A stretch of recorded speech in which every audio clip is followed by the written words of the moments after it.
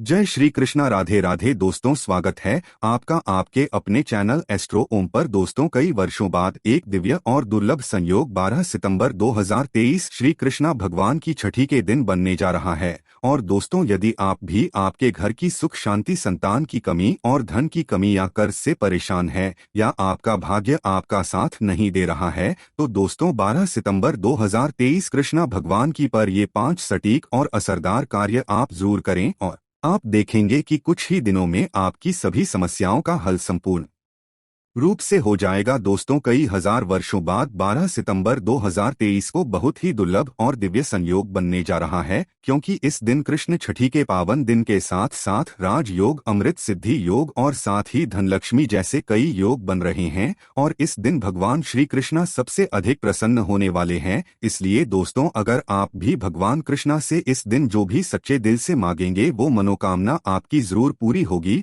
और इस दिन ये 5 कार्य करने से आपकी किस्मत चमक उठेगी। आखिर कौन से है वह कार्य जो आपको सभी कष्टों से मुक्त कर देंगे? आज की इस वीडियो में हम आपको विस्तार से बताएंगे, इसलिए दोस्तों वीडियो को आखिर तक जरूर देखें। और दोस्तों, अगर आप भी अपने जीवन में भगवान श्री कृष्णा की कृपा पाना चाहते हैं तो इस वीडियो लाइक करें के कमेंट में जय श्री कृष्णा राधे राधे लिखना ना भूले। दोस्तों, श्री कृष्णा छठी के बाद भगवान श्री कृष्णा की छठी मनाने की भी परंपरा है। भगवान श्री कृष्णा के छठी वाले दिन लोग अपने आराध्य का अपनी इच्छा के अनुसार ही नाम भी रखते हैं। यदि कृष्णा छठी के दिन आपने बाल गोपाल जी लाए हुए हैं, उनका नामकरण भी छठी वाले दिन ही किया जाता है। तो कुछ लोग भगवान श्री कृष्णा को माधव, बाल गोपाल, ठाकुर जी आदि नामों से पुकार है। यदि आपने भी बाल गोपाल रखे हुए हैं, नामकरण किया हुआ है, तो बहुत अच्छी बात है। या फिर आपने बाल गोपाल कृष्ण छठी के दिन बिठाए हुए हैं, तो छठी वाले दिन इनका नामकरण आप अवश्य कीजिए। कृष्ण छठी के 6 दिन बाद भगवान श्री कृष्ण की छठी मनाई जाती है।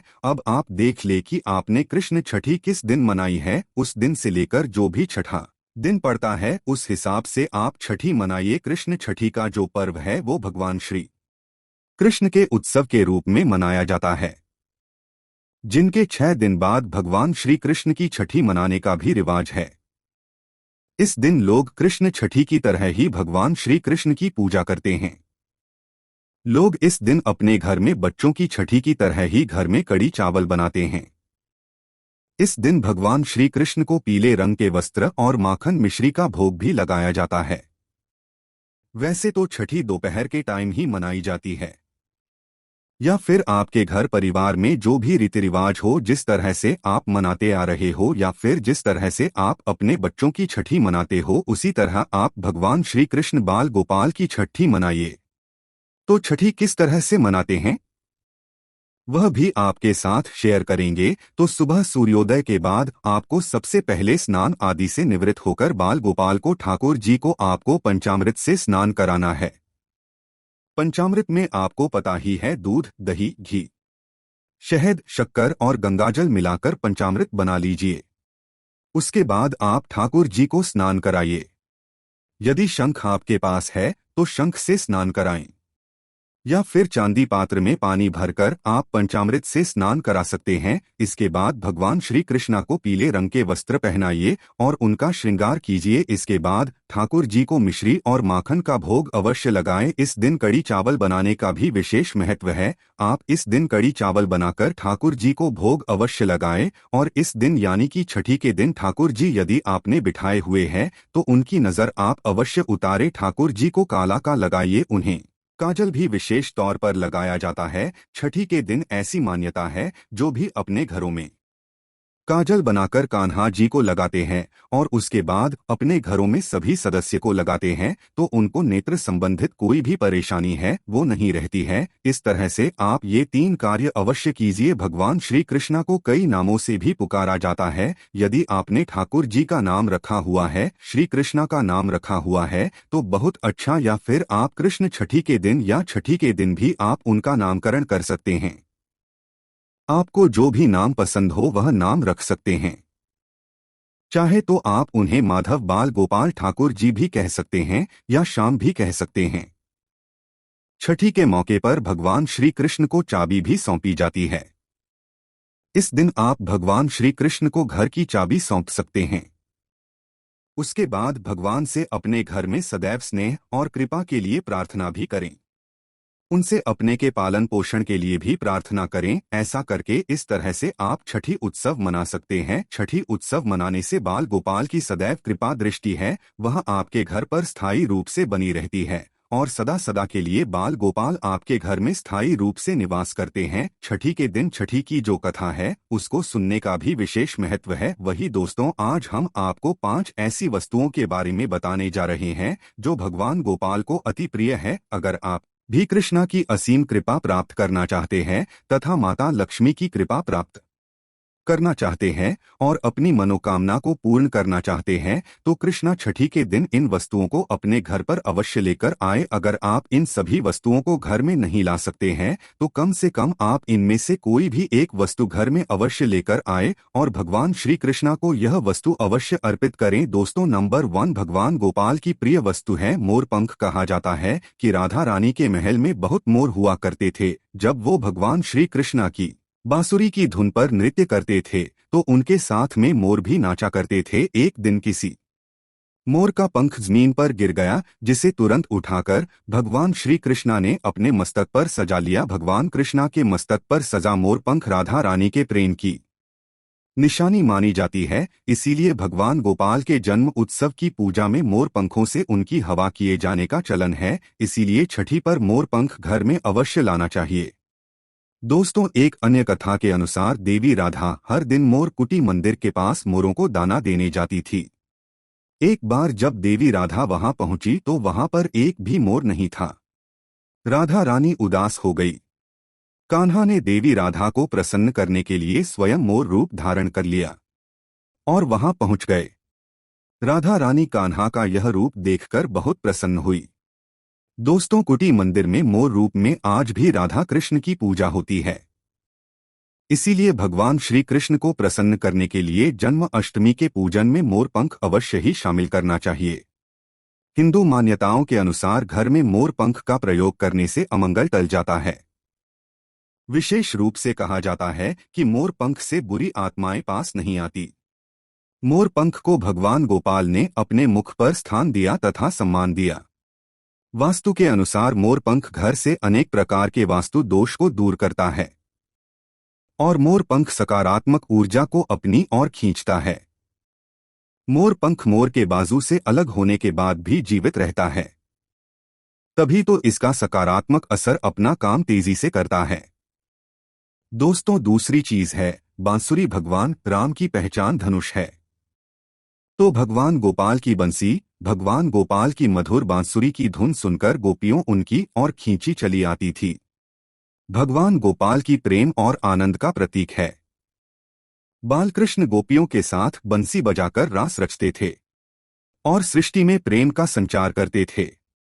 दोस्तों, कृष्ण छठी के दिन भगवान श्री कृष्ण के श्रृंगार की सामग्री में बांसुरी को शामिल करने से गृहस्थी में प्रेम और आनंद आता है। भगवान कृष्ण को बांसुरी अर्पित करने के साथ ही आप अपने घर में बांसुरी को अवश्य ही लाएं। दोस्तों, माना जाता है कि जहां कहीं भी वास्तु दोष हो वहां बांसुरी लगाने से वास्तु दोष दूर हो जाता है। लेकिन ध्यान देना जरूरी है कि बांसुरी कभी भी सीधी नहीं लगानी चाहिए, इसे हमेशा तिरछा लगाने से लाभ मिलता है। साथ ही बांसुरी का मुंह हमेशा नीचे रहना चाहिए। इसके अलावा दाम्पत्य जीवन में तनाव या फिर कलहपूर्ण वातावरण रहता हो तो सिरहाने में बांसुरी रखकर सोने से बहुत अधिक लाभ मिलता है। दोस्तों, तीसरी चीज है मोर मुकुट। ज्योतिष गणना के अनुसार ऐसा माना जाता है कि भगवान कृष्ण की कुंडली में कालसर्प योग था।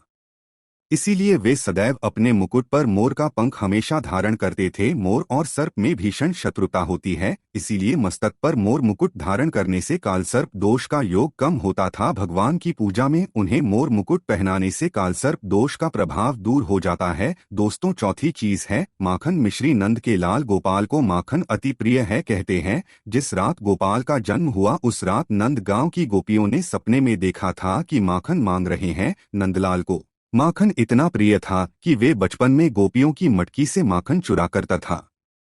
मटकियां तोड़कर माखन खा लिया करते थे, जिसकी वजह से इनका एक नाम माखन चोर भी है। दोस्तों, भगवान के भोग में माखन मिश्री को अवश्य ही शामिल करना चाहिए। प्रेम पूर्वक भगवान गोपाल को माखन मिश्री का भोग लगाने से आरोग्य की प्राप्ति होती है, धन सुख समृद्धि की प्राप्ति होती है, धनलक्ष्मी आपके घर में धन की वर्षा करती है। भगवान को माखन मिश्री अर्पित करने से वे शीघ्र ही आपकी सभी इच्छाएं पूर्ण करते हैं। दोस्तों, पांचवी चीज है झूला या फिर पालना। भक्ति भाव के भूखे बाल गोपाल को कृष्ण छठी पर झूला झुलाने की परंपरा चली आ रही है। यह ठीक उसी प्रकार से है जैसे बच्चे के जन्म के बाद उसे पालने में झुलाने से आनंद की प्राप्ति होती है। उसी प्रकार भक्तजन अपने प्रभु के बाल स्वरूप को पालने में झुलाकर भक्ति के परम सुख को प्राप्त करते हैं। दोस्तों को झूला या पालना भेंट करने से प्रेम और आनंद की प्राप्ति होती है और एक नारी को भगवान गोपाल की तरह ही एक सुंदर पुत्र की प्राप्ति होती है, जो कि ऐसा बालक भगवान गोपाल की तरह ही मनमोहक होता है, सुंदर होता है, आकर्षण से भरा होता है। दोस्तों, छठी चीज है पीले वस्त्र। भगवान के बाल स्वरूप को पंचामृत से स्नान कराने के पश्चात पीले रंग के नए वस्त्र पहनाए जाते हैं। अगर आप भी इस बार कृष्णा छठी का पर्व मनाने वाले हैं तो आप पूजा की सामग्री में पीले रंग के वस्त्रों को अवश्य ही शामिल करें। चीजें अवश्य शामिल करें। भगवान को पीतांबर वस्त्र अति प्रिय है। यह प्रेम और बैरागी के प्रतीक है। दोस्तों, सातवीं चीज है गौ। भगवान गोपाल का निवास गौलोक माना जाता है। गाय भगवान सहचर है। भगवान गोपाल के साथ पूजा में बछड़े के साथ ही गाय की पूजा करना सुख समृद्धिदायक माना जाता है। पुराणों में गाय को धन का प्रतीक माना गया है। भगवान धन रूपी गौ की रक्षा करते हैं। दोस्तों, ज्योतिष शास्त्र के अनुसार गाय के भीतर गुरु ग्रह का वास होता है। यदि ये ग्रह किसी व्यक्ति की कुंडली में नीच स्थिति में हो तो उसे गाय की सेवा करनी चाहिए। ऐसा करने से वो उस ग्रह की कुपित दृष्टि से बच सकता है। इसके अलावा वास्तुशास्त्र के अनुसार पूजा स्थान अथवा बैठक के कमरे में ईशान कोण में चांदी की गाय और उसका बछड़ा रखने से भाग्य में वृद्धि होती है। इसीलिए आप कृष्ण छठी से पहले ही चांदी की गाय और उसका अपने घर पर अवश्य ही लाएं। अगर आप चांदी का नहीं ला सकते हैं तो आप मिट्टी का ला सकते हैं या फिर आप गाय और बछड़े की तस्वीर लाकर भी ईशान कोण में लगा सकते हैं। दोस्तों, आठवीं ये चीज है गीता की पोथी। भगवान कृष्ण ने महाभारत के युद्ध के दौरान अपने प्रिय शाखा और पांडवों में श्रेष्ठ धनुर्धर अर्जुन को गीता का उपदेश दिया था। गीता मुंह से निकाल के संसार देखने का मार्ग बताती है। इसे भगवान कृष्ण की वाणी कहते हैं, जो मनुष्य को मुक्ति का मार्ग और कर्म पथ पर चलने का ज्ञान देती है। दोस्तों, इसीलिए भगवान की पूजा में गीता की पोथी जरूर रखनी चाहिए और रात में जागरण करते हुए गीता का पाठ हर हाल में अवश्य करना चाहिए। कृष्ण छठी के शुभ अवसर पर भगवान गोपाल की असीम कृपा प्राप्त करने के लिए आप कृष्ण छठी से पूर्व ही इन चीजों को अपने घर पर अवश्य ही लेकर आएं और इन्हें भगवान की पूजा में शामिल करें। ऐसा करने से आपको भगवान गोपाल की असीम कृपा प्राप्त होगी, धन लक्ष्मी की कृपा प्राप्त होगी। सभी देवी देवता दोनों हाथों से आपके जीवन में धन की वर्षा करेंगे। तो आइए दोस्तों, अब आपको सुनाते हैं कृष्ण भगवान की छठी से जुड़ी कथा, जिसको सुनने मात्र से ही आपकी सभी तरह की मनोकामनाएं पूर्ण हो जाएगी। पौराणिक कथा के अनुसार जब भगवान श्री कृष्ण की छठी थी तो उस समय भगवान श्री कृष्ण अत्यधिक रो रहे थे। तो कोई कह रहा था कि भगवान श्री कृष्ण को नजर लगी हुई है, कोई कह रहा कि भगवान श्री कृष्ण को भूख लगी हुई है। यशोदा माता का दूध उतर नहीं रहा था। इस पर ब्रह्मा जी ने महामाया को कृष्ण जी को चुप कराने को कहा। महामाया गोकुल पहुंच गई और भगवान श्री कृष्ण के सामने कई तरह के नाटक करने लगी। कभी चिड़िया बनकर श्री कृष्ण के सामने आ जाती, कभी चिड़िया बनकर उड़ जाती। इस तरह से श्री कृष्ण खिलखिलाकर हंसने लगे।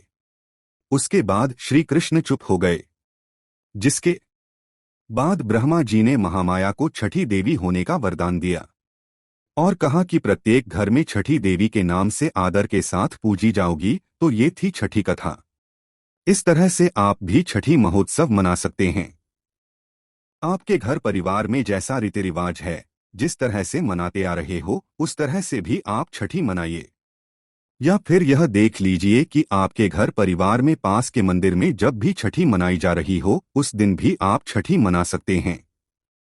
यदि आपने बाल गोपाल भी नहीं रखे हुए हैं, जो भी श्री कृष्ण भगवान की प्रतिमा है, फोटो है, उसके सामने जिस तरह से आप कृष्ण छठी पर पूजन करते हैं उसी विधि विधान के साथ आप पूजा अर्चना कीजिए और हलवा पूरी खीर जो भी आपने भोग में बनाकर रखा हुआ है उसी तरह से बाल गोपाल को भोग लगाइए और कान्हा जी की शाम के समय जिस तरह से छठी मनाई जाती है, काजल लगाकर नजर वगैरह उतारकर नजरिया वगैरह बांधकर उस तरह से मनाइए। तो दोस्तों, इस प्रकार कृष्ण कृष्ण छठी की व्रत कथा पूरी हुई।